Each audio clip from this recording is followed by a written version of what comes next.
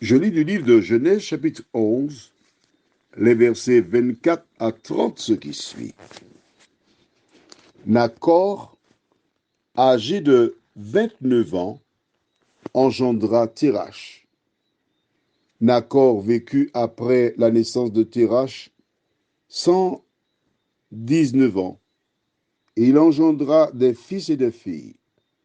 Térach, âgé de 70 ans, engendra Abram, Nachor et Haran. Voici la postérité de Térach. Térach engendra Abram, Nachor et Haran.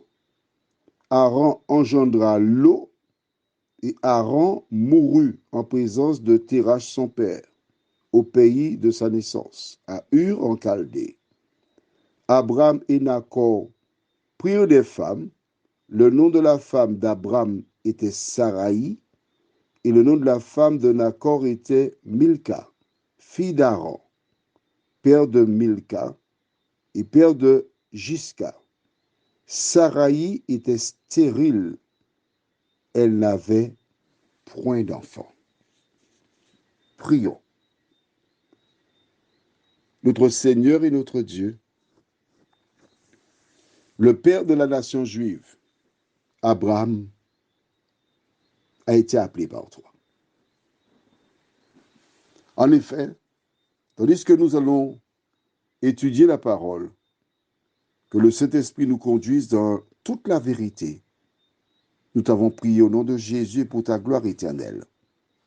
Amen. Dans le jardin d'Éden, Dieu avait dit à Ève et Adam, ta postérité écrasera la tête du serpent, et ce dernier le blessera au talon. Depuis ce moment, l'ennemi savait que quelqu'un viendrait pour racheter les humains.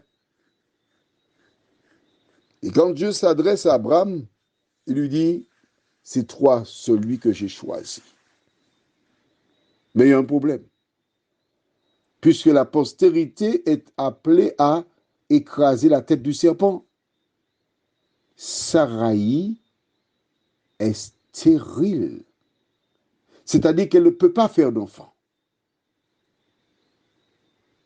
Et ils ont un âge aussi. Mais celui qui a appelé Abraham sait que Saraï est stérile. Pourquoi avoir appelé un homme dont la femme est stérile? Elle ne fait pas d'enfant. Dieu, en choisissant Abraham, c'est en connaissance de cause qu'il sait que Saraï est stérile. Tu vois que j'insiste pour que tu comprennes l'essentiel de cette histoire. C'est qu'avec Dieu, tout est possible. Rien n'est impossible à sa puissance. Rien. Il a dit, d'Abraham naîtrait un fils. Un fils qui serait là pour perpétuer la race. Et un jour, le Messie naîtrait. Ils étaient âgés, puisque à la naissance de Jésus, il avait déjà 100 piges, 100 ans. Mais quand Dieu dit quelque chose, il tient toujours parole. Dès le départ, Dieu se révèle de manière magistrale à Abraham.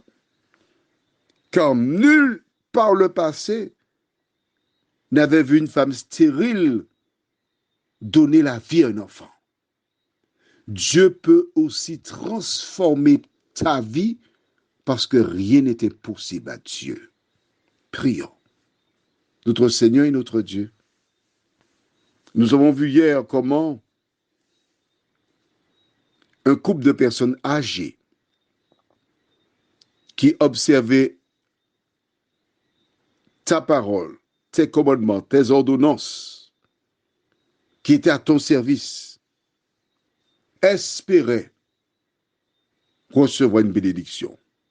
Seigneur, nous avons cette assurance, plus que jamais, à la lumière de tout ce qui se passe autour de nous, que tu ne tarderas pas trop pour venir chercher tes enfants.